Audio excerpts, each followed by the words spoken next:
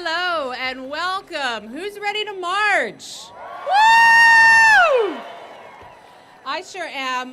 My name is Kristen Rattan. I'm the lead organizer for the March for Science in San Francisco. It's a gorgeous day and we're very lucky, and thank you all for being here. I'm just thrilled at this crowd. You guys look amazing from up here. We're going to begin our main program in just a few minutes. I have a couple of announcements. First of all, thrilled, as I said, that you're all here. We have great turnout, which also means large numbers of people. So reminder, this is a peaceful, nonpartisan march. We need to look out for each other, be respectful of each other, which I know you all will, and make sure that this is a safe event for everybody.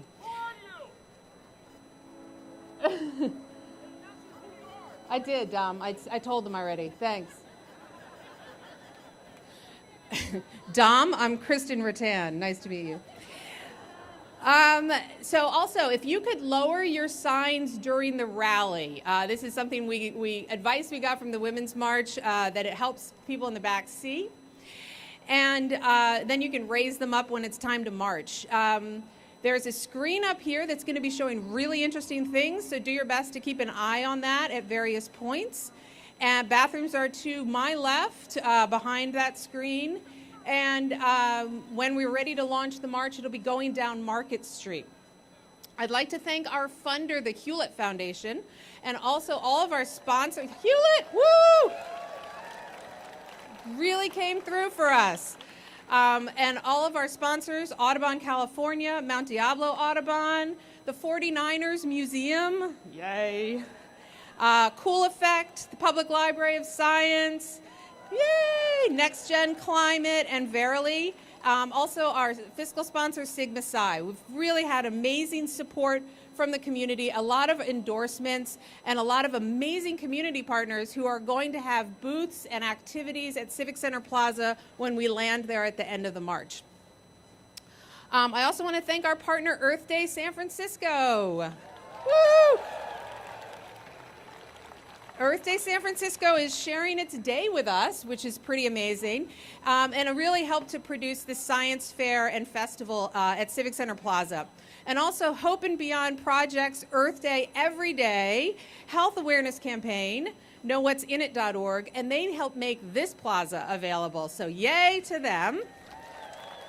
And I want to thank our volunteer steering committee and all of our volunteers. So big round of applause. All these people you're seeing in orange shirts and various different colored shirts have really made this day possible. This was an all-volunteer event, so fantastic. Okay, we have a few special guests who want to just say a few words about why they are marching. So we're going to bring them up on stage. We have three elected officials: Congressman Jerry McNerney, Oakland Councilman Dan Kalb, and San Francisco Supervisor Jeff Sheehy. Okay, we'll start with the congressman. If you could just say a few words about why you're marching. Good morning, San Francisco scientists and all out there who love science. We want to welcome everyone. Please raise your hands if you're a healthcare scientist or a biological scientist. Shout out. Raise your hand and shout out if you're a physical scientist, if you're an engineer, if you're a technician, and last but not least, if you're a mathematician like I am. All right. A large but not infinite number of scientists from around the world are rallying today to show our support for science and to show our love for science, and people in this great country are taking notice. Now, there's only 2 PhD scientists in the House of Representatives, and there's never been a scientist in the United States Senate. And what's happening? Science funding is being cut. We aren't being represented in Washington. We can't let this happen, and we're willing to fight for it. But I'll tell you what, with all you here today, I'm feeling the energy, I'm feeling positive, I'm feeling the love. Together we can make a difference. Now, history tells the story of an American scientific achievements. We're always searching for a better tomorrow. This is our DNA as Americans, investing in science, investing in our future. Supporting science and tech advancement is essential to our democracy. We've produced some of the biggest and best scientific advancements in history, and our commitment to science shows our commitment to truth.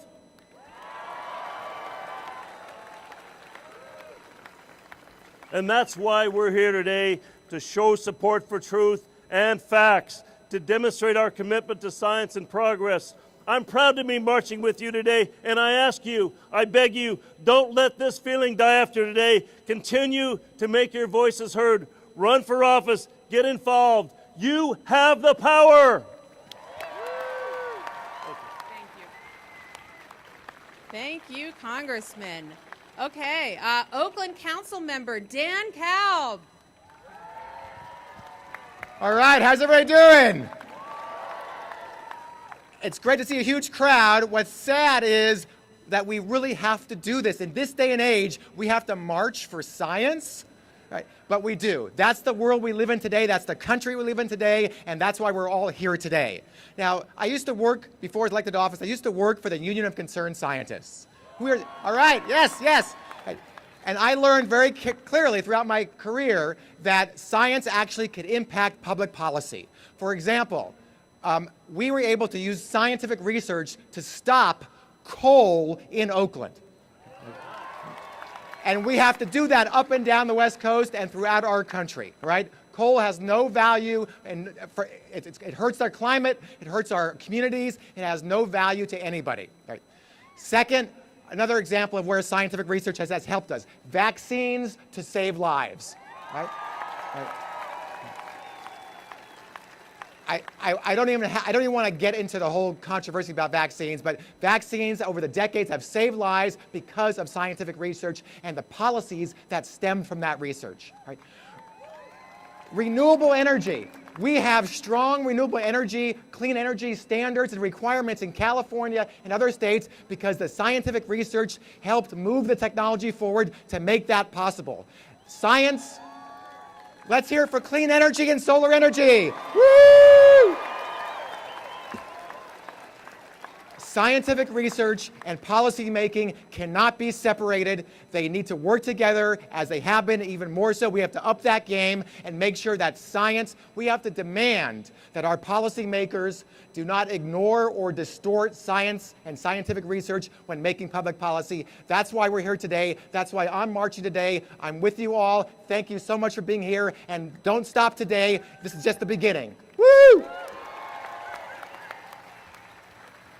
Thank you. And San Francisco Supervisor Jeff Sheed. Thank you. First, I want to present Kristen. Thank you for organizing this with a certificate of honor for the San Francisco March for Scientists for bringing San Francisco and Bay Area citizens together in support of science. Wow. And I just want to say one thing. Isn't it great that this is being led by a woman? Yes. A lot of women. We have an awesome and diverse group, and I want to accept this on behalf of all of us. Thank you. And Yeah. why are you marching? Well, why am I marching? Well, I turned 60 yesterday. No, let me finish. I've been living with HIV for at least 20 years. I'd be dead without science. I'd be dead. And frankly, a lot of my friends are dead.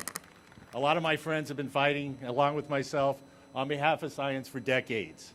You know, I got appointed to the board of the California Institute of Regenerative Medicine. Any stem cell scientists out here? Come on, regenerative medicine, yes?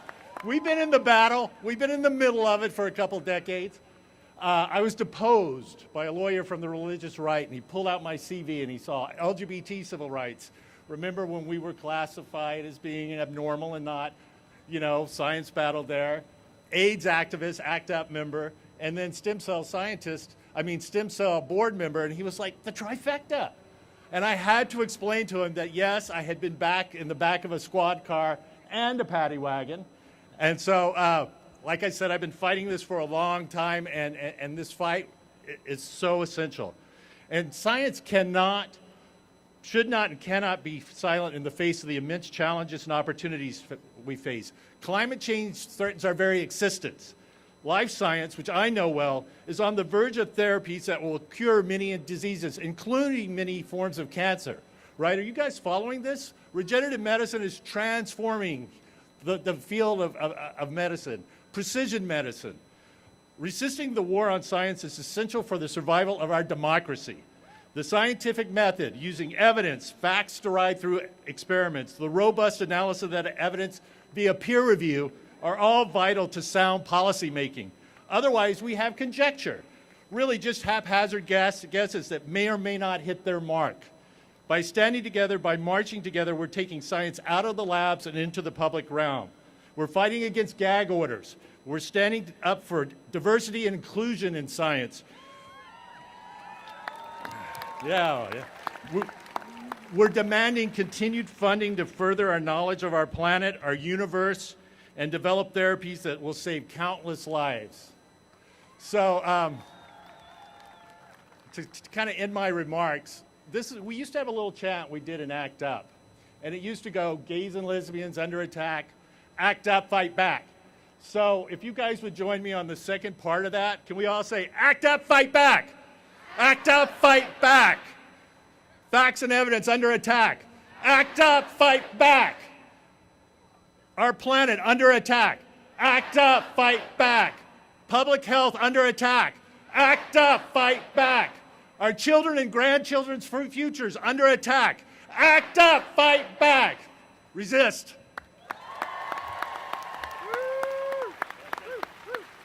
Thank you, all three of you. It's wonderful to have you here. Thank you. Thank you for your support. Excellent. Ooh, oh, he's tall. Okay, let's get the program started. We have an amazing lineup of speakers. We are very fortunate to have Kishore Hari as our Master of Ceremonies. Kishore, woo! Yay, love him. Director of Bay Area Science Festival and one of the leaders of the entire March for Science at a national level. Welcome, Kishore. Science is real, from the Big Bang to DNA. Science is real. I'm speechless for a second. I'm one of the leaders of the entire March for Science, and it is my privilege to have organized any iota of this. Starting last night at 3 o'clock, New Zealand led off a set of 600 marches.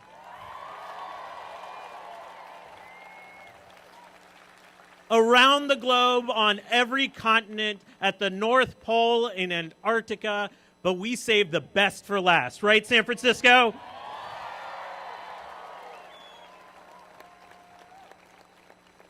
One piece of data.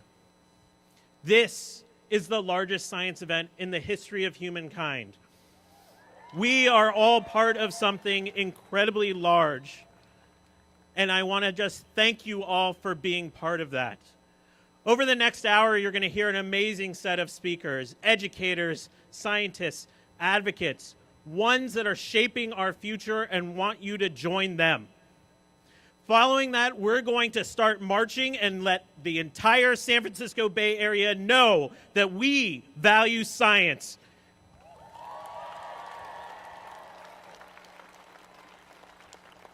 We're going to take this straight to City Hall, go down to Civic Center where there'll be hands-on activities, more talks, more panels, more science.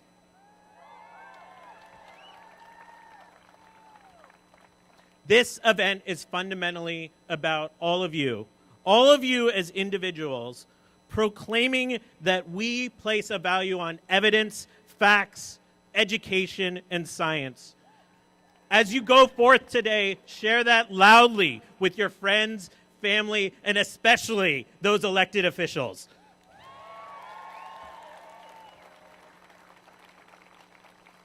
I haven't always felt a sense of belonging, but these are my people right here. These are your people. Are you ready for your first speaker? We had hundreds of thousands of people reach out, scientists, teachers, factory workers, advocates for science from all walks of life. But one person expanded our view of what advocate for science really means. Meet Eric Valor. He is a person with ALS and a citizen scientist. Due to complications from ALS, Eric only has the movement of his eyes and cannot be here today.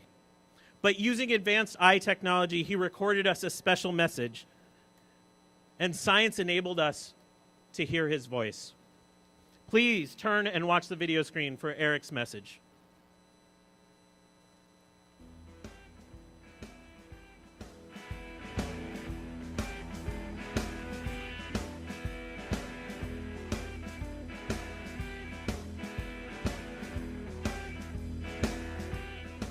Hello, March for Science San Francisco.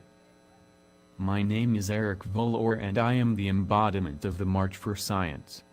I am a self-taught information technology professional with a very successful career. I taught myself information technology by following core scientific principles. I would have something I wanted to do or a problem to fix, would look up possible solutions, devise a plan, and execute that plan. Sometimes it didn't work, but with good planning and careful thought, most often it did. I could then refine that solution either in situ or for future similar situations. I was forced to retire in early 2008 due to complications from amyotrophic lateral sclerosis, also known as ALS or Lou Gehrig's disease. After my retirement, I decided to use the same method to teach myself neurology so I could begin firing my own real bullets in the war against ALS. About 5 years later, I created my own research organization dedicated to finding an effective treatment to stop the progression of the disease. We have a treatment in development right now with what appears to have a real probability of success. I owe much of my knowledge to the open sharing of information called open science. There are many books widely available in multiple formats dealing with particular subjects of information technology. As the internet grew, people were increasingly able to share knowledge and solutions to problems. I, myself, participated in this volunteer work to expand the knowledge of others around the world. So I was uniquely prepared to do what I am doing today, learning about neurology and sharing that knowledge in clear language with my fellow patients who may not be technically or scientifically inclined. They can then make more informed decisions about their treatment options. It also increases their demand for scientific advance. They know that wishful thinking and miracles are not going to help them, only science can do that. And some have even taken on the challenge of using science to try to find some kind of treatment which can help themselves and others. This resurgence of public participation in science mimics the scientific explosion which shaped the past few centuries. Scientists then were not people in professional laboratories, they were average citizens who took an interest in the world around us and in finding out something new about it. This citizen science has been somewhat forgotten in the past decades as people decided that the mysterious they would find solutions to issues and create new technologies.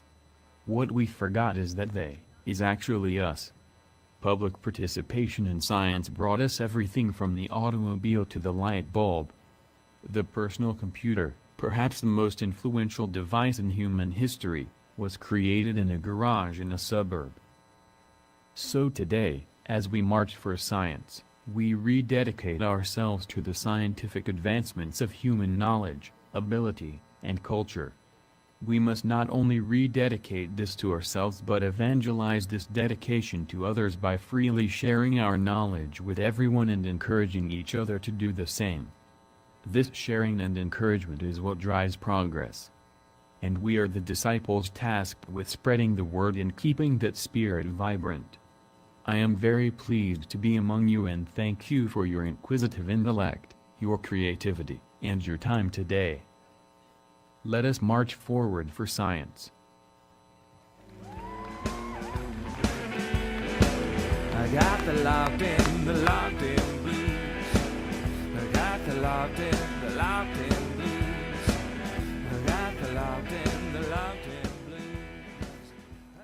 Even though he can't be here, you heard why Eric is marching for science, and that's what this whole for Science is about. But I want to know why you're all here. Show me those signs. Put them up. Look at this. Every single message here is a message of us expressing ourselves in the most American way possible. We assemble, we speak, we are heard. Thank you all for bringing these signs today.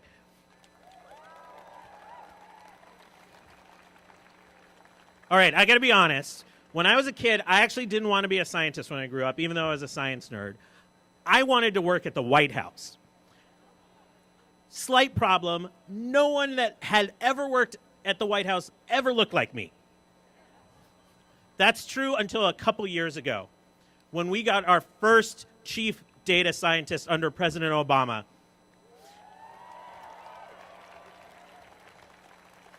And he's here today to talk about how we go forward. Please welcome our first and not our last chief data scientist, DJ Patil.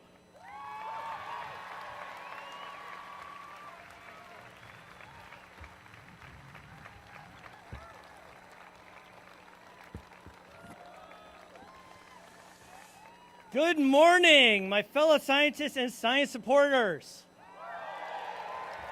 Now, this is what awesome looks like. If you have that sign, I want to see you raise it high and say science.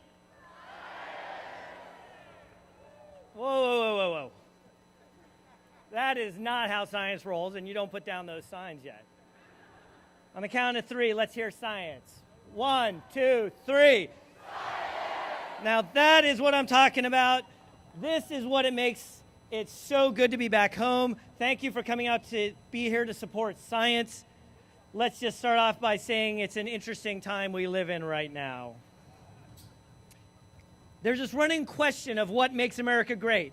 So I want to talk to you today about what does make America great. And spoiler alert, it's science. But I want to do it through a few of the stories of the amazing Americans I've had a chance to work with and meet over the last few years when I was not only in the President Obama's White House, but when I was also in the Bush administration. And one of the most favorite things over the past 2 years was when we turned the White House into a science fair. We invited kids, absolutely, a science fair where the White House only spent a day talking about science. We invited kids from all around the country to show off their research. And wow, these projects that they did are the epitome of what makes America great. Take, for example, Nathan. Nathan, who is 15 at the time and built machine learning and AI algorithms to detect genetic mutations that are likely to cause cancer. Simon Peter, Maya, Grayson, who in their early teens designed a new prosthetic leg that will allow an amputee to hike, manage uneven terrain, or my favorite part, ride a skateboard. Olivia, at 17, developed a rapid, portable, inexpensive diagnostic test for detecting the Ebola virus. These kids are from every walk of life, from every part of America. Spend 5 minutes with them, and you'll leave the conversation with an incredible inferiority complex. It's not just those kids. Look around you right now. Look at all the boys and all the girls. You are our future scientists. You are the ones who will lead us to the stars. You are the ones who will understand the deep mysteries of physics, unlock the beauty of math, and discover the next medical breakthrough or invent the next type of new material.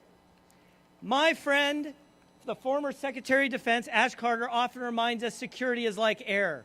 You know you only need it when you don't have it. The same is true about science. The basis of our country's national and economic security is science and technology. It has been true from the founding of this nation. This is the nation where both the Continental Congress and our first president, George Washington, created the Army Corps of Engineers. Their mission to provide vital public engineering services in peace and war to strengthen our nation's security, energize the economy, and reduce risk from disasters. This is the nation that enacted the National Aeronautics and Space Act, establishing NASA, creating a path forward to win the space race to the moon, and today continues to lead our efforts to understand the Earth and the universe above. This is the nation that established the National Institutes for Health, the NIH, to drive the next set of breakthroughs and making sure that we have the best medical care in the world that everyone needs to have access to. This is the nation that led the way in protecting our water and making sure we have clean air by establishing the Environmental Protection Agency. The EPA, who members you're going to hear from in just a minute, where more than half of the EPA's employees are engineers, scientists, and environmental protection specialists. This is the nation that establishes colleges and universities that are the envy of the world. This is the nation that created the internet. But let's be clear, government didn't do this alone. It sparked the fire, but industry, academia, public-private partnerships nurtured the flames. Examples: GPS, the discovery of DNA and genetic sequencing, robotics, even data science. And we're seeing it happen right now, once again, with artificial intelligence, self-driving cars, and autonomous vehicles. But let me tell you this, we can't take this for granted. We'll only know that we've lost the lead when we don't have it. The investments and sacrifices that the generations before us made are the ones we are benefiting from today. That includes those that have come from all around the world as immigrants and refugees to make this nation stronger. In 2016, Nobel Prizes were given to 6 researchers and scientists at American universities. The common thread? All 6 were born outside the United States. To those of you out there who have dedicated your lives to science and innovation, thank you. To those who have served in our armed forces or in public service, you have my eternal gratitude. To those of you that teach, thank you for everything you have done and will continue to do no matter what. You are our secret ingredient. Our superpower has always been and will continue to be nurturing our best and brightest to work on the greatest challenges of the day. Science and engineering can't wait. Slowing down is not an option. Kids in Flint, Michigan still don't have clean water. The climate is changing. The next pandemic could be around the corner. We have a growing world population that needs to be fed and educated, and our national defenses will continue to depend on innovation. And cancer and rare diseases continue to take far too many of the lives. It is one of the reasons that so much of my time at the White House as a data scientist, as a mathematician, was focused on finding the next generation of medical cures through the Precision Medicine Initiative and the Cancer Moonshot. I want to take a quick moment and tell you about one of those most amazing people I met, Jennifer Bittner, who wrote into the President Obama, and yes, we did read the letters. At least back then we read the letters. Can you believe that we have to do this stuff? Here's the thing. Here's the first thing you need to know about Jennifer. She is a beautiful person. She's a wonderful husband, a wonderful wife to her husband, Rod, a phenomenal mother to their son, and a child on the way. She is a force of nature. And here's what Jennifer had to say in her own words. This is Jennifer. I was diagnosed with stage 4 metastatic breast cancer that had spread to my liver, lungs, adrenal glands, spleen, ovaries, spine, hips, ribs, femur, scapula, clavicle, and many other bones. One doctor said I'd be in hospice within 3 months. While it's hard to put into words how grateful I am to have had every single moment of this wonderful life the past few years, it's certainly not easy. I've been on chemotherapy or other treatments every single day. I've endured multiple surgeries and radiation, as well as the anxiety of weeks of tumor markers and scans every 3 months.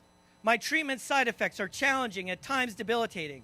Despite all of this, the average life expectancy for someone with metastatic brain cancer is just 3 short years.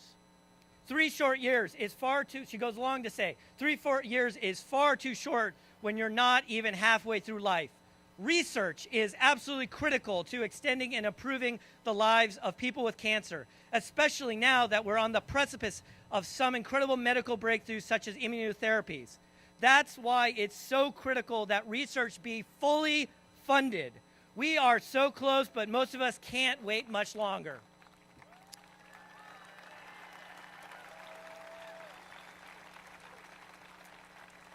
Here's the thing. If we don't go faster, Jennifer doesn't get to see her kids learn how to ride a bike. Her kids learn how to read. Her kids learn how to be in a class play. Her kids will be robbed of a chance to have a mother. Talk to any of the scientists who are out there. All of you scientists who are out there. You know as well as I do that Jennifer's right. We can go faster. What's it take? We all know. Funding, investment in science, pressure to do the right thing. Talk to any patient, they'll say the same thing as Jennifer, as any scientist. We must go faster. Cancer doesn't wait. Rare diseases don't wait. Pandemics don't wait. Our kids can't wait. Finding cures requires investment in all the sciences: math, biology, physics, chemistry, material sciences, computer science, sociology, psychology, ecology, and even data science. We owe it all to all the Jennifer Bittners out there, because one of those Jennifers could be one of our loved ones. When it comes to our nation, when we focus as a community, when we are all relentless in our determination to support all the sciences, we will ensure that science is in its rightful place, leading this great nation forward. Forward for a positive future for my children, your children, the world's children, and our children's children. Science can't wait. Let's get to work. Thank you. Live long and prosper.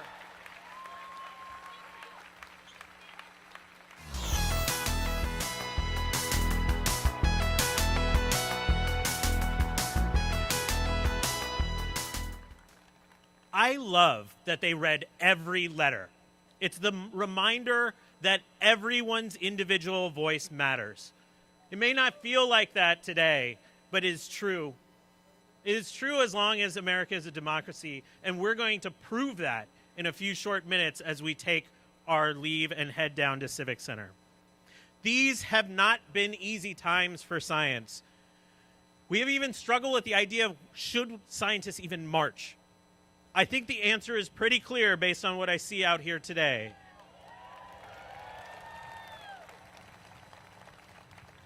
Because first, they denied the scientists, and we didn't march. Then they came with alternative facts, and we did not march. Now they want our EPA. What do you say? You're damn right. Here to tell the story of what the EPA really means, welcome steward of the Engineer and Scientists of California and retired EPA engineer, Kathy Sation. And if this isn't the loudest applause today, I'm going to come out there and make you applaud harder. Kathy, come on up.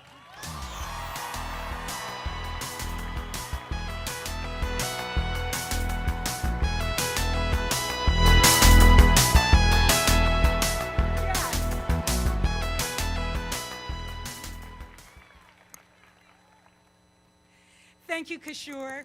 As you mentioned, I was a project manager and engineer at EPA for 20 years. But before that, I worked in the tech industry. I left a higher paying corporate job for the higher honor of public service, protecting human health and the environment. I never regretted that decision. But now, everything my colleagues and I have worked for is at risk of being dismantled. That's why I'm marching today.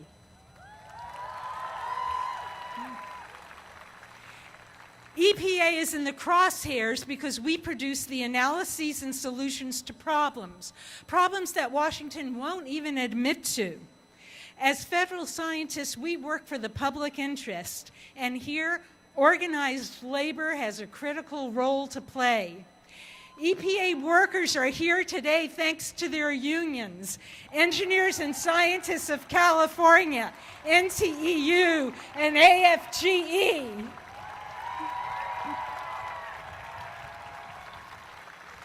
And you can get a selfie taken with them if you want to afterwards.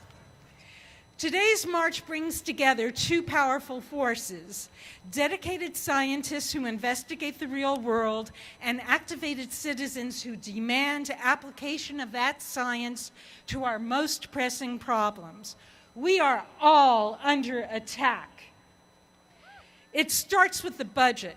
For example, at EPA, the Trump administration wants to cut thousands of jobs and slash funding by almost a third. Is this a good way to save money?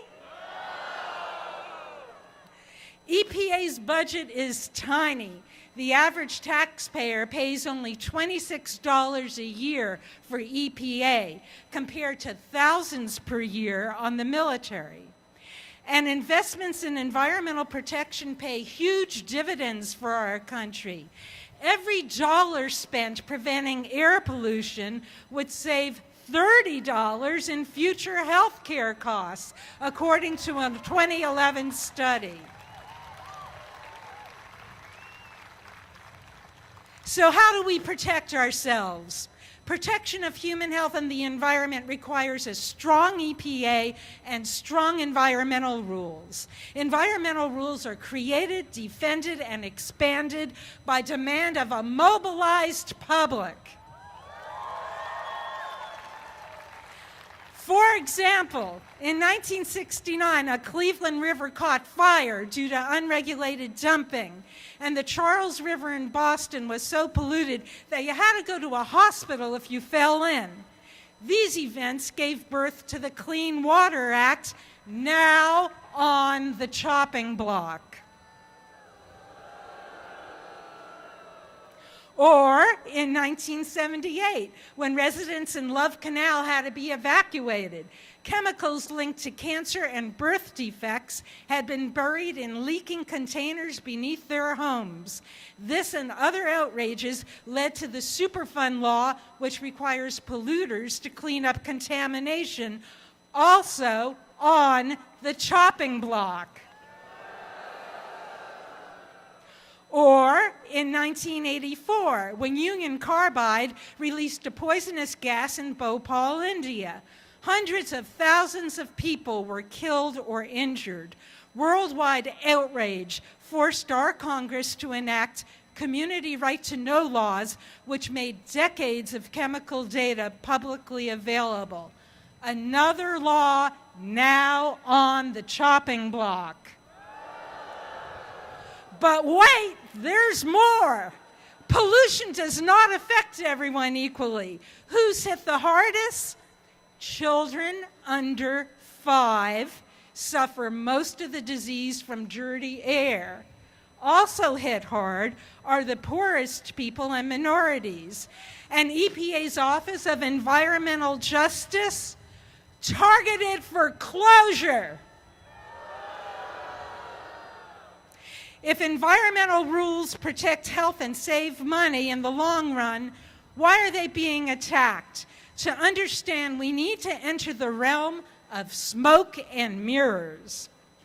It is a myth that environmental rules kill jobs. The facts prove otherwise. Between 1990 and 2012, we greatly reduced pollutants while doubling the GDP. That's right. Economic growth and environmental rules can exist side by side. We support retraining for workers who have lost jobs and real income over the past several decades.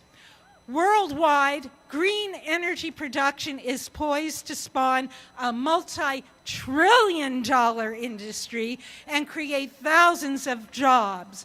But U.S. workers will not benefit from the green economy if our leaders stubbornly cling to coal and climate denial.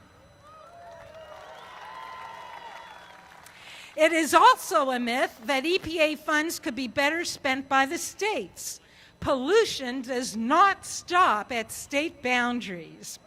It requires consistent federal regulation, and the states alone don't have the technical capacity. For example, in 2014, the city of Toledo wondered why their water supply was turning green. They consulted EPA scientists who were able to identify a rare liver toxin. With all these myths, what are the real reasons why EPA and other science agencies are under attack? Today, corporate profiteers are in positions of power to dismantle environmental protections. The pursuit of profit leads corporations down pathways that might be quicker and cheaper in the short term at the expense of public health and safety. The very definition of greed. And today, the captains of industry rule. EPA Chief Scott Pruitt worked closely with Oklahoma gas and oil companies, such as Devon Energy. Their opposition to EPA methane rules were cut and pasted directly onto Oklahoma State letterhead. They want to hoodwink Americans into thinking unregulated energy will not pollute and that climate change is not real. But in order to do so, they must attack real evidence to the contrary. Ignorance is dangerous and a threat to democracy itself.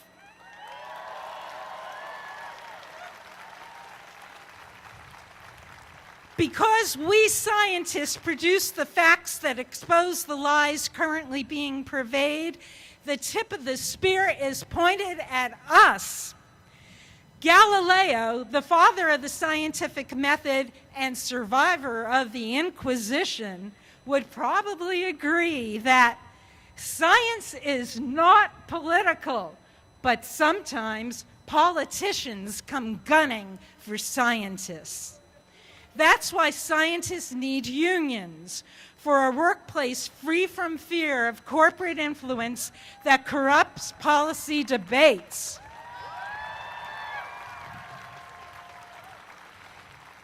It is time for scientists and informed citizens to decide our own priorities. Our lives and livelihood depend on it. We are marching to defend and expand our hard-won protections, and in solidarity with others who remain resolved and organized against these threats.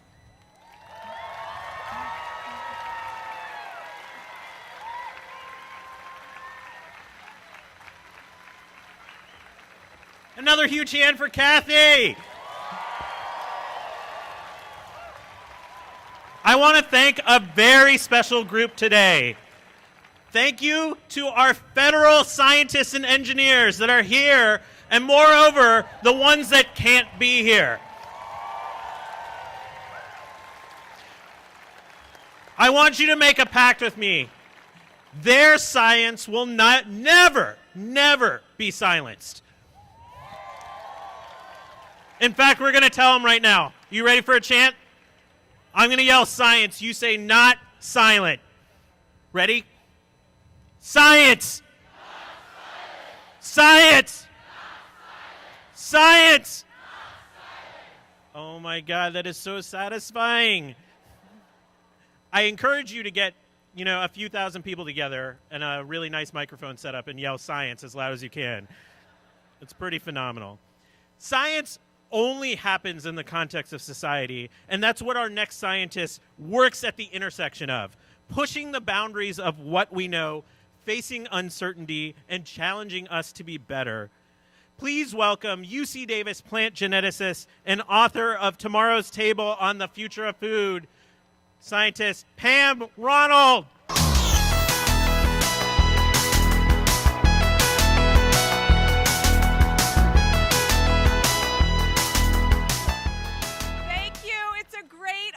To be here today.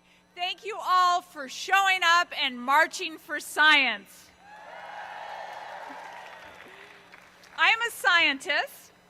My collaborators and I developed a rice variety that can withstand flooding, helping to feed millions of people in India and Bangladesh who are chronically at food risk. I don't know about you, but I believe in the power of science.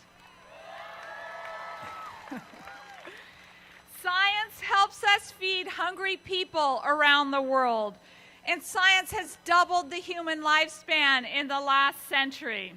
Science helps us understand the world around us. And though some people would ask us to believe differently, we know that science is not an ideology.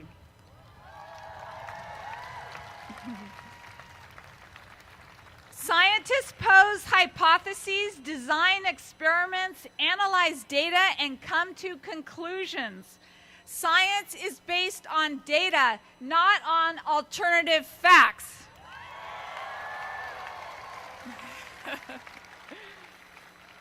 Science is not a buffet where people can pick and choose the parts they like and throw out the rest. Science is not a belief system. It's not a philosophy based on someone's opinion. Evidence matters.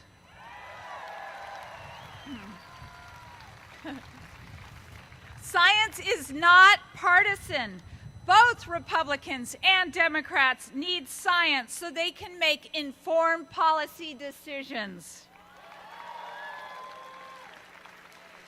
And sadly, both Republicans and Democrats sometimes misuse science, often citing discredited research to support short-term political or financial goals, ignoring the scientific consensus. Right here in California, we can see that science is a huge part of our lives, of our well-being, and of our economy. Computer technologies developed here now employ millions of people in new industries and have helped to mobilize marches like this one. The biotechnology industry was also developed here. Millions of people worldwide are now helped with biotech medicines like human insulin, which treats diabetes, a disease affecting nearly 10% of the U.S. population. The great California agricultural industry relies on science. The wine, the fruits, the vegetables, and the nuts that we all love were all improved using the scientific method. Why is science thriving in California? Because we support our public institutions, our schools, and our universities. We welcome diversity. We are open to new ideas. We share information in an open and transparent manner.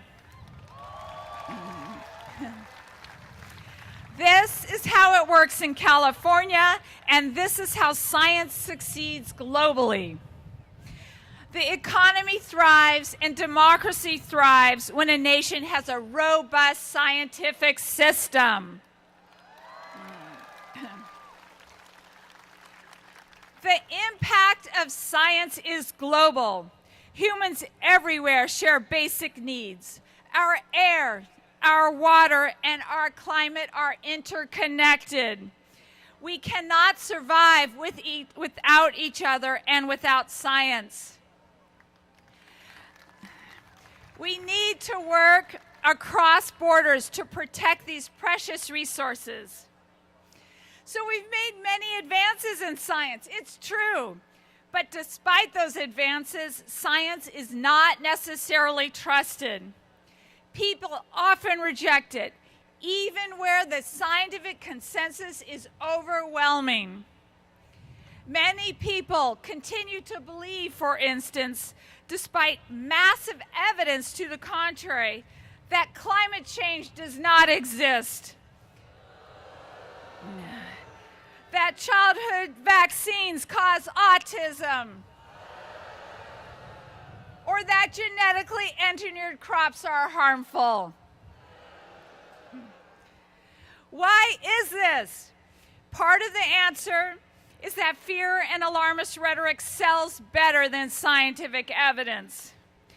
We must fight against fear-mongering by politicians, by special interests, and by people who put their own agenda ahead of the welfare of the people of our shared world.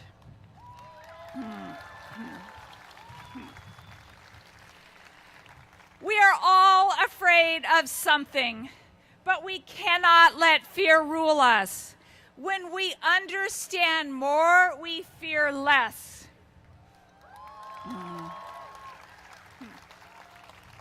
What are you afraid of?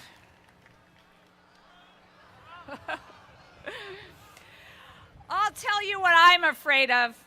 I am afraid of a post-truth world in which evidence doesn't matter if its story reinforces personal beliefs. This kind of thinking stands in the way of science, and it's a problem for all of us that are seeking new ways to fight diseases or helping to feed billions of people who share the globe with us, who are working to protect the environment and our beautiful planet.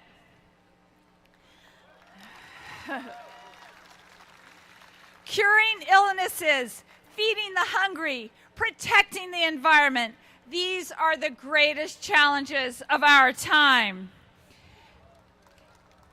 And when it comes to these challenges, we ignore scientific expertise at our peril.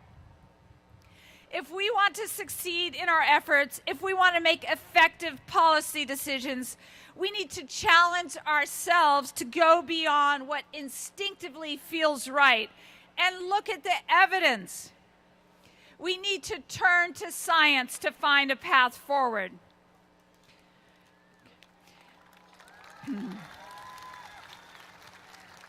There's a lot of opposition to scientific thinking these days. We have our work cut out for us, but we are smart, and we are strong, and we are determined.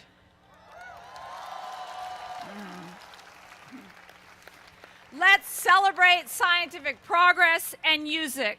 Science is our responsibility, science is our right, and science is our privilege.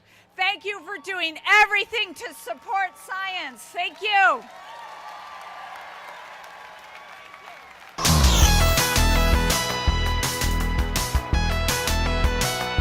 Pam Ronald. All right, I got an important text. A friend of mine is running the LA March for Science, and he seemed to indicate that they're doing a little better than us. So we're going to send a little selfie in response. Can I have the selfie team come up? Come on, selfie team. All right. Put every single sign up. Make it seem like the dimensions of this place is bigger than it is.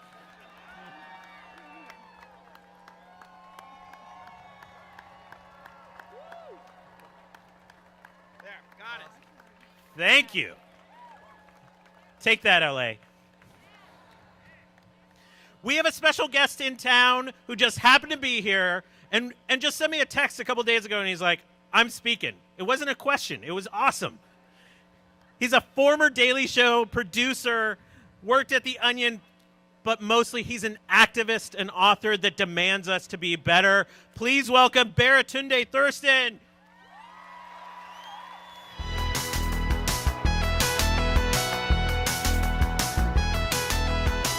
Yeah. What up, Bay Area? Are we ready to make America smart again? I come to you from Brooklyn, New York by way of science. Aerospace engineering is incredible. I want to first just express appreciation for all of you for being here. You are beautiful, you are bold, and you are brilliant. These signs are amazing. I have seen some of the cleverest signs of my life. I want to give a shout out to what do we want? Evidence-based science. When do we want it? After peer review. That's brilliant. That's brilliant. I want to show some love for a very simple sign. Geology rocks. You guys are killing it in the pun game. This is amazing. This is amazing. And then my favorite of the day, but I know there's thousands more. Knowing stuff is good. Why do I even have to march for this? It's very, very beautiful. There's a lot of people asking, how did we get to a place where Jared Kushner is our president? I think it's a great question. I think it's a great question. And the answer is always history, but I also think the answer is science. Show some love if you know who Isaac Newton is. Isaac Newton, for those who don't know, is the creator of CrossFit. And Isaac Newton tweeted out on Snapchat the other day a third law of physics, Newton's third law. To every action, there is an equal and opposite reaction. I think those same rules apply to our politics in this nation.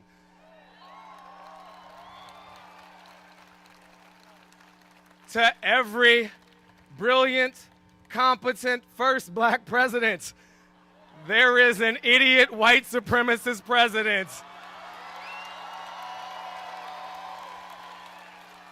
It's just science, y'all.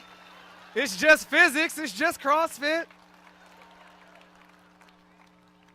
So I am here because I had a mother who helped me be here. My mother was born in 1940, Washington, D.C., when nobody wanted to be black. Black people didn't even want to be black. White people hadn't gotten around to it yet. And she did not have a college degree. She raised my sister and me on her own. She was a domestic worker. She was a secretary, but she ultimately became a computer programmer for the federal government.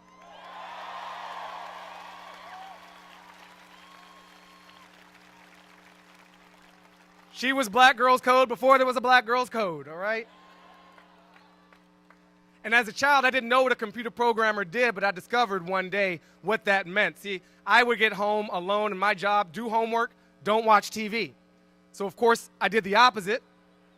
But I would keep an eye out the window because I was smart. And as I saw my mother approach, I would turn off the TV. I'd go sit at the kitchen table. I'd start doing my homework. And my mother would walk in the house, and she'd walk over to the television. And she'd put her hand on the television. Some of you also had my mother. And she would feel the heat generated by her lying son. And that's when I realized computer programmers are wizards sent from the future to deny cartoons like DuckTales and Dennis the Menace to lonely children in the hood.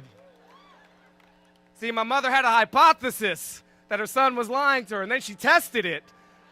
And then, like an idiot, I offered a chance for her to repeat that experiment because she was a scientist.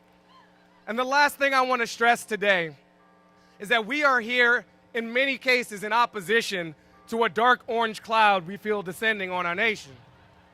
But that's not the only reason to be here, because regardless of what's going on in the halls of Congress or the halls of the White House, science itself has more work to do. Science alone doesn't fix things, and who makes science is important. I am here because my mother could help make some science. And in the Bay Area, the Yay area, we should constantly be questioning who's making the science and technology that defines our future. Who's benefiting from the jobs and economic opportunity that define the reality in which we will live? So yes to resistance in the true scientific sense, but also yes to inclusivity and creation in the full expansive sense that is the promise of this nation.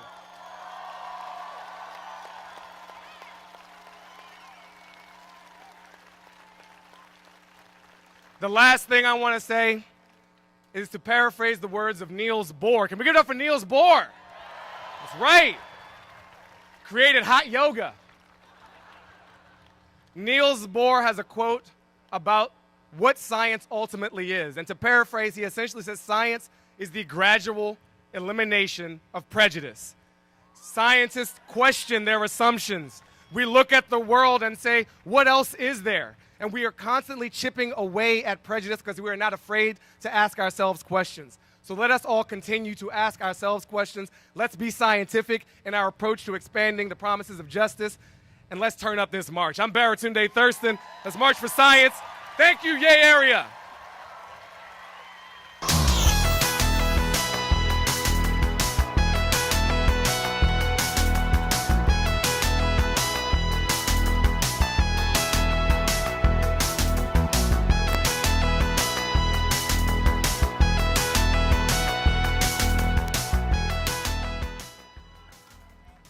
Wow. Hey, everyone. This is my dad.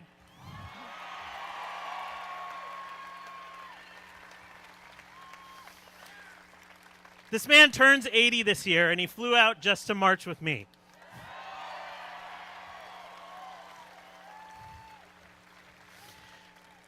In 1961, the University of Cincinnati took a risk on a kid from a small village in India. Took a risk by admitting him to a science program.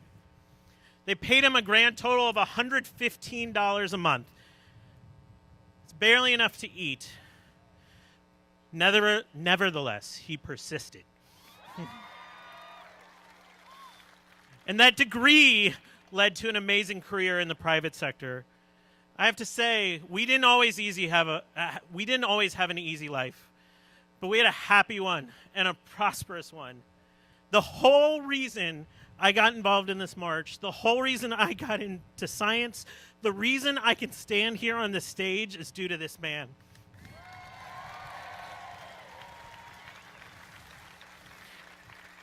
He's the greatest scientist I've ever known because he was the one that was there for me every day.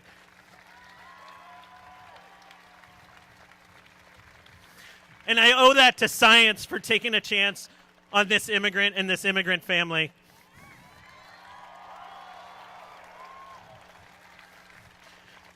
Because we are a nation of immigrants, and science is stronger, and we are stronger when we continue to open our borders to new voices. And I will make you one guarantee. I will fight like hell to make sure that science keeps those doors open to immigrants for years and decades to come.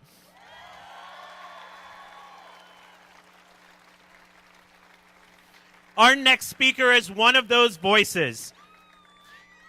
They were not comfortable being on stage today because they are an immigrant and a scientist. So we have a recorded message from an actress reading their words. Please turn to the video screen for our next message.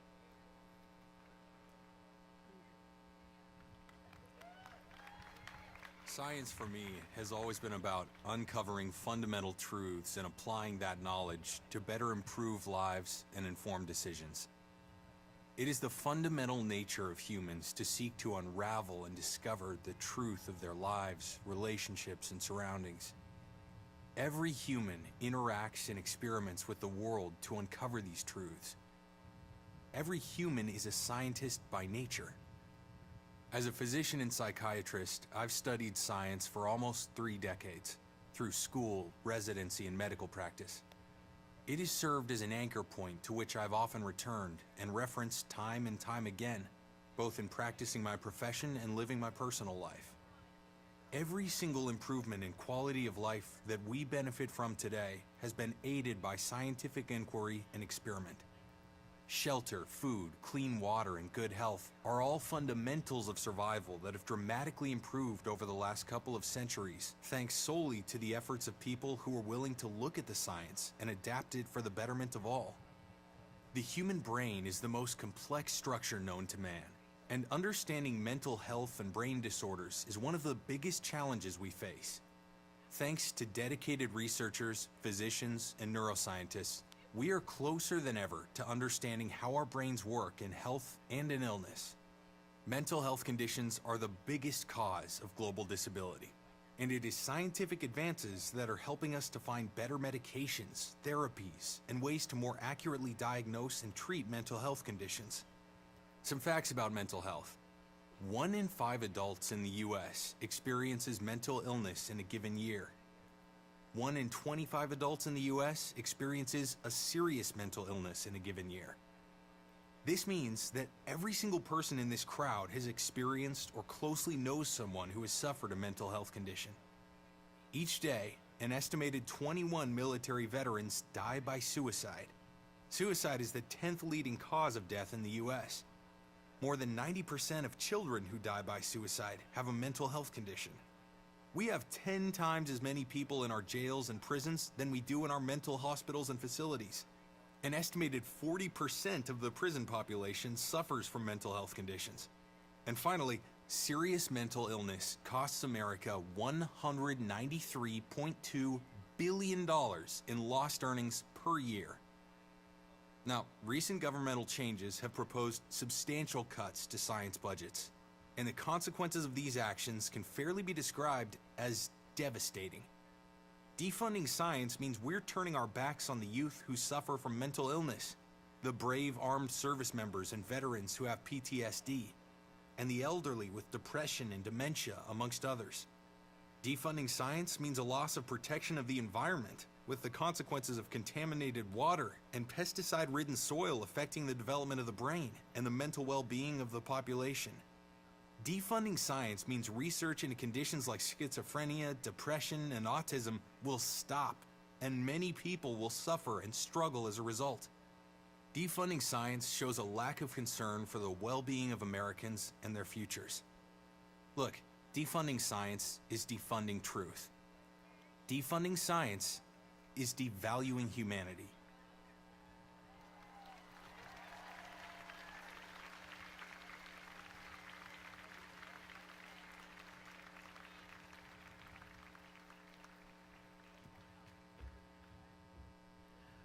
While I'm humbled and just blown away by how many people are here, we have to be honest with ourselves. There are millions that are not here with us. Whether we haven't included them or invited them, or if science has left them behind, our responsibility does not end with joining together. We need to form a broader science coalition where everyone feels included in what we stand for today.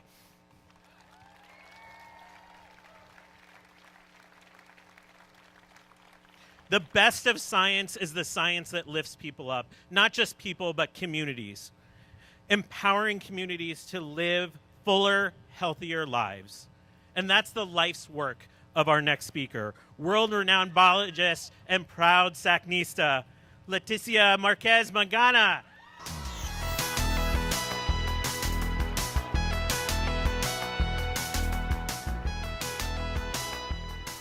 Well, I don't know about the world-renowned part, but buenos dias. As I look into this amazing crowd of individuals, I can't help but think of the motto of the Society for the Advancement of Chicanos and Native Americans in Science, SACNAS. SACNAS embraces science, culture, and community. And it's clear to me that we are all here because we value the practice of science and an inclusive culture that best benefits all of our communities.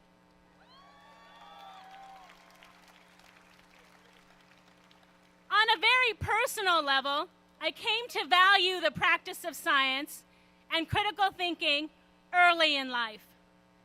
While at the time I thought it was just common sense, I now want to share one of my childhood experiences.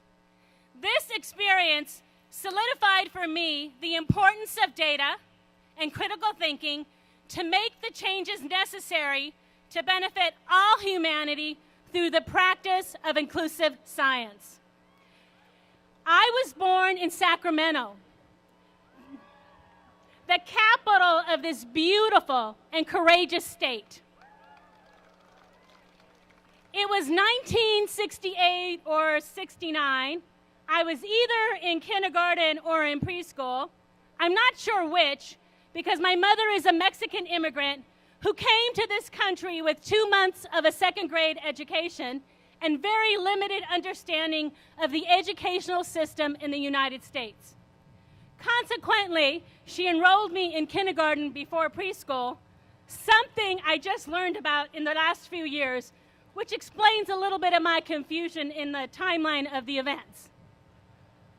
However, I'm not confused about my memory of a transformative event wherein I learned firsthand how critical analysis of data and challenging status quo thinking can bring about the change for greater good. I was 4 or 5 years old. It was a hot day in Sacramento, California, and I was on the playground with my classmates.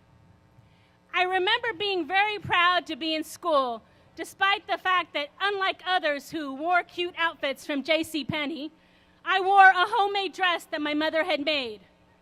Like many other things, my mother is highly resourceful, and she had taught herself to make her own patterns and sew. And she was always on the lookout for quality fabrics at the best price. In fact, I was wearing a yellow plaid dress with brown and green stripes made of very sturdy fabric and a faux fur collar. My mother had designed the dress using the remnants she found in the clearance pile at Hancock Fabrics. While I may have preferred a dress of another color and without the fur collar, it really didn't matter because I was in school and I was learning. I already spoke Spanish and I was learning English. I was also learning to read, and this made me very happy. It also made my parents very proud. In fact, when family came to our house, my parents would have me read aloud in Spanish and in English. It was these thoughts of pride and feelings of becoming a stronger part of my parents' new country that occupied my thoughts that day on the playground when a classmate interrupted them to say, "It's too bad you speak 2 languages. It makes you so dumb." For a millisecond, I felt the same shame that my yellow plaid dress with faux fur collar caused me. But in the next millisecond, I thought, wait, 2 is bigger than 1.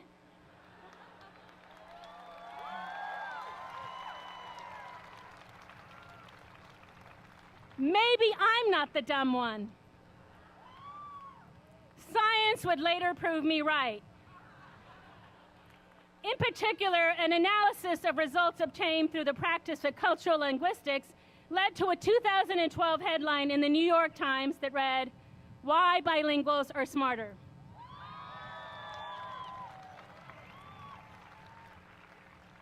More recently, last year's blockbuster, Arrival, showed that knowing 2 languages means you can know the world in at least 2 different ways.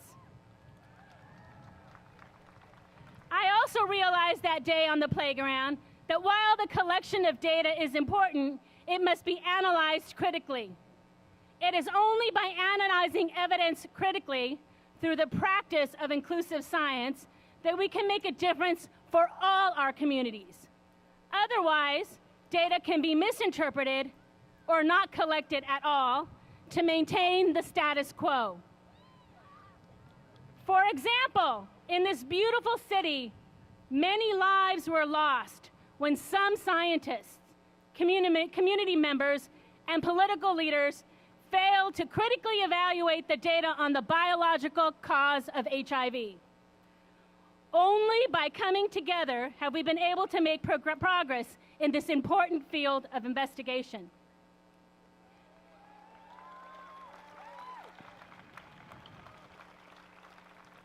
To similarly make a difference for all of our communities, the practice of science must be inclusive. It must include the perspectives of multiple disciplines and the lived experiences and cultural understandings of our diverse communities to solve the complex problems that confront humanity. The inclusion of multiple perspectives helps to eliminate the inherent bias that creeps in whenever humans take on any activity. It also creates necessary conflict that hones scientific thinking and makes the resulting science smarter. These are the conclusions drawn in a recent Scientific American article entitled, "How Diversity Makes Us Smarter."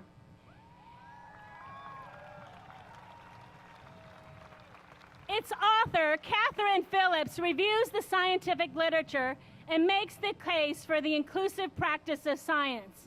She documents that people who are part of diverse working groups are forced to think more critically and sharpen their arguments. This causes necessary conflicts which are only resolved if individual members of diverse teams are open to listening to each other's scientific arguments.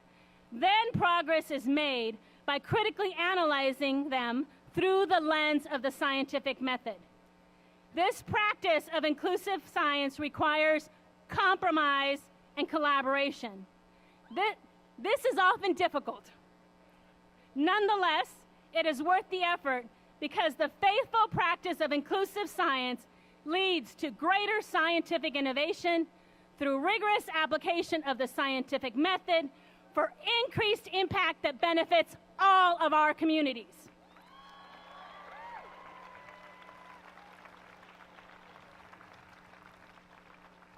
I think that these are the reasons that many of us are marching today. I also think that we know, at some level, that the practice of inclusive science and critical thinking can build bridges between communities for mutual benefit. For example, if I had known to practice inclusion at the time, I might have asked my classmate on the playground to help me improve my English and offered to help her learn Spanish so that we could mutually benefit from greater ways of knowing about our shared world. Similarly,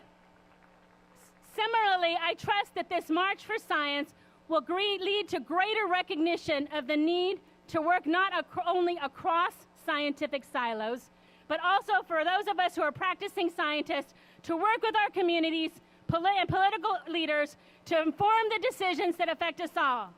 In my opinion, it is only in the practice of inclusive science that we can gather and critically analyze the data necessary to solve the complex problems that face all of humanity.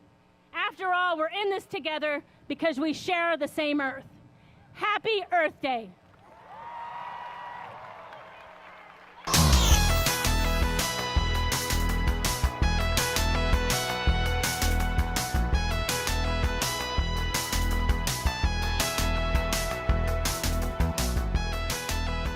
All right. Where are my teachers and educators? Hold up your signs, hold up your hands, and keep them up. Class is in session. Because I have a homework assignment. Everyone whose hand is not up, look around. I want you to find these people, and your homework assignment for the rest of the day is to go talk to these teachers and educators. Listen to them. Listen to what they need. Listen to what they see. Listen to what they know. They are our frontline fighters for truth.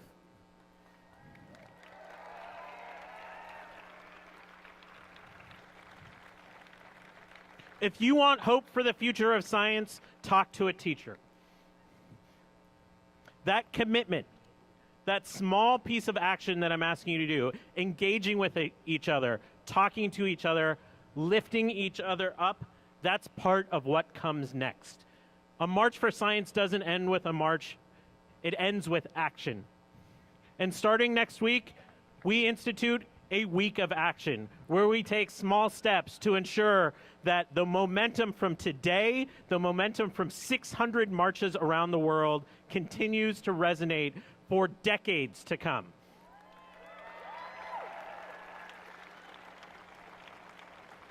And that brings us to our last speaker.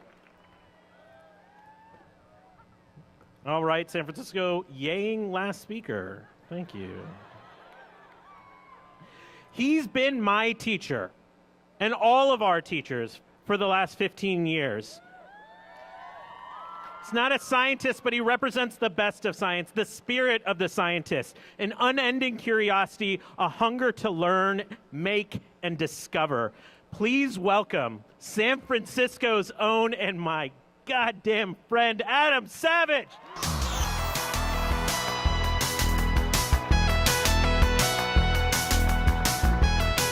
Hello, San Francisco! I can't believe this crowd. Seriously, I can't believe that we have to come out. And now a speech from a guy with a high school diploma. I speak today not just to those who agree with me, to the choir, but also to those who don't. I'm assuming we begin from the same basic principles. We may differ in terms of the method, but I think we can agree on the goal, that we all want to leave a better world and life for our children, our loved ones, our communities. Science is the key way to achieve that. If I'm going to talk about science, I want to define my terms. To begin with, what is science? This morning, the internet described it to me as the intellectual and practical activity encompassing the systematic study of the structure and behavior of the physical and natural world through observation and experiment. It doesn't really roll off the tongue. How about this?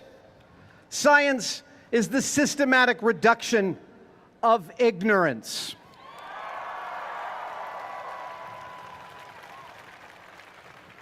Wait a minute, what is the sign for ignorance? Zero? No, it's an eye to the head. It's an eye to the head. Oh, that's awesome.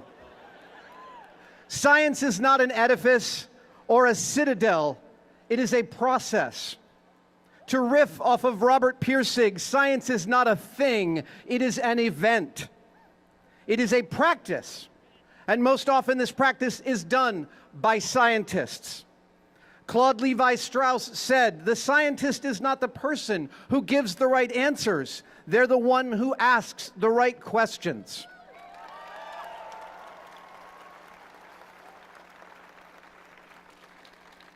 Science does not require a scientist in order to happen.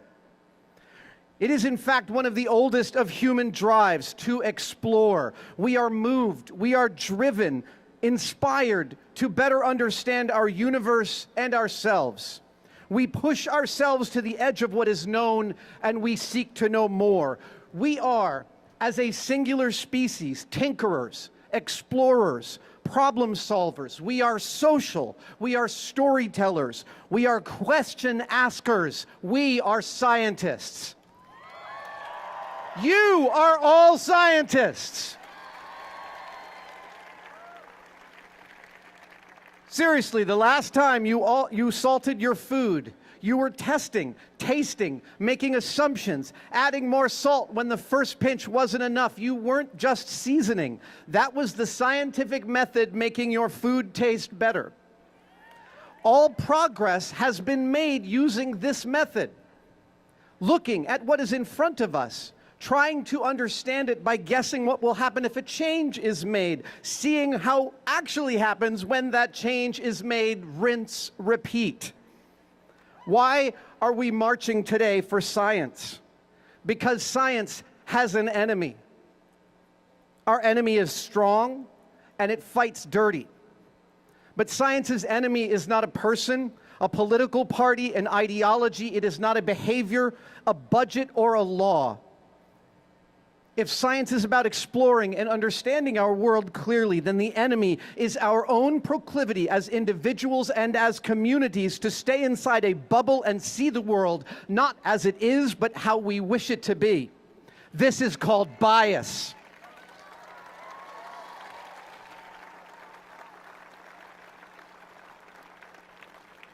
Bias is the enemy of science. My dictionary says that bias, quote, implies an unreasoned and unfair distortion of judgment in favor of or against a person or a thing. Bias is strong. It is in us, in our families, in our communities. It is in our institution. It feels safe, but bias is very dangerous. It can not only skew the results of a test, it can undermine our conclusions and the policies we make based upon those conclusions. It is imperative that each one of us confront our own personal as well as institutional bias and prejudice and to excise them in any way that we can. A scientist knows this in their bones. This is why blind tests exist, and double and triple, and I found out today, quadruple blind tests. It's because despite their commitment to the truth, a scientist knows that they can, without even realizing it, alter things toward a skewed or preferred result. Mice have been used for generations in research, yet in only 2014, a study indicated that the testosterone of male researchers could scare mice and alter their behavior. This threw doubt on thousands of published conclusions. But does this betray the weakness of science? No, it shows its strength. That science takes vigilance to ferret out the hidden mechanisms in order to better comprehend.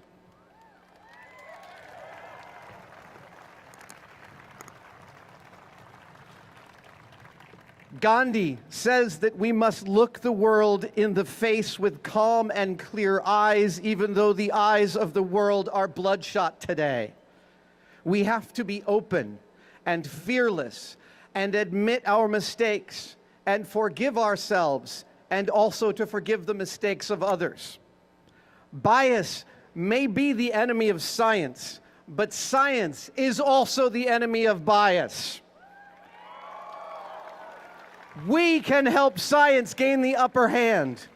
We can be part of the solution. We can witness institutional racism and bias and remove it. We demand policies based upon empirical evidence and consensus.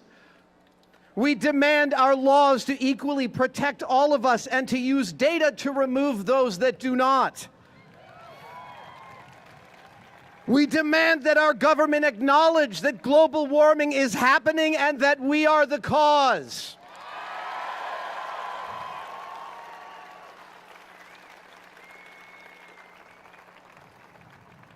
Look at your beautiful faces.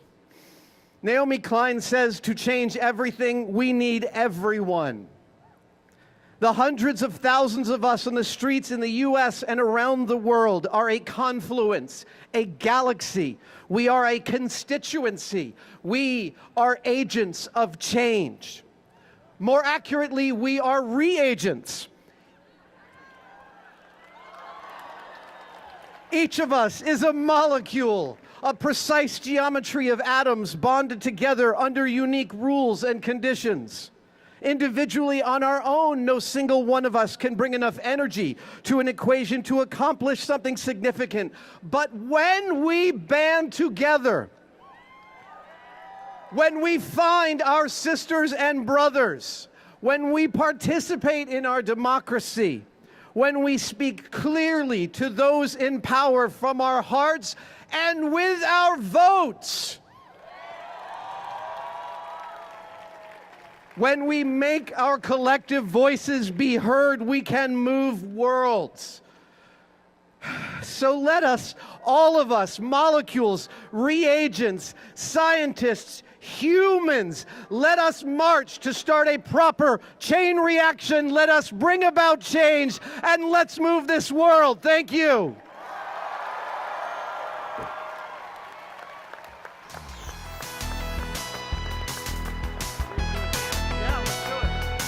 right.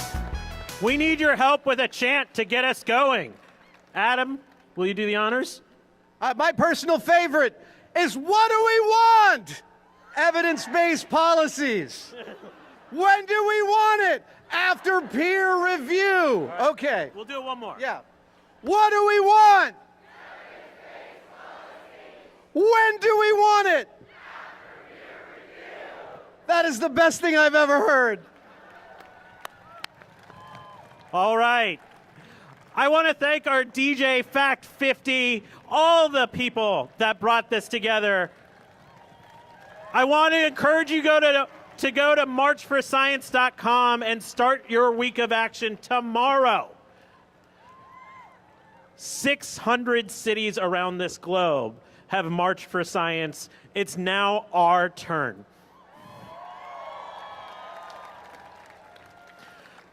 To my left, you can hear the echoes of a band that is starting their way up Market Street to Civic Center to a science fair that you have never seen before.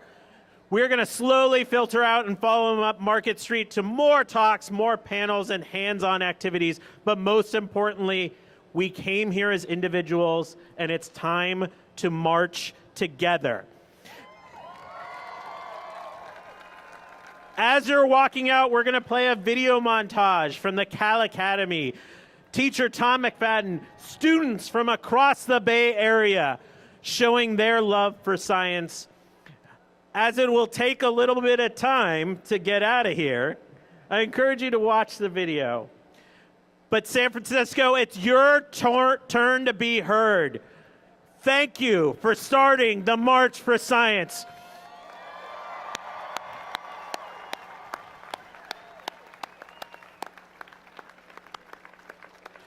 Just a hint, this is going to take a little while. There are a lot of people over there. So be patient and do your homework and talk to a friend. Thank you again.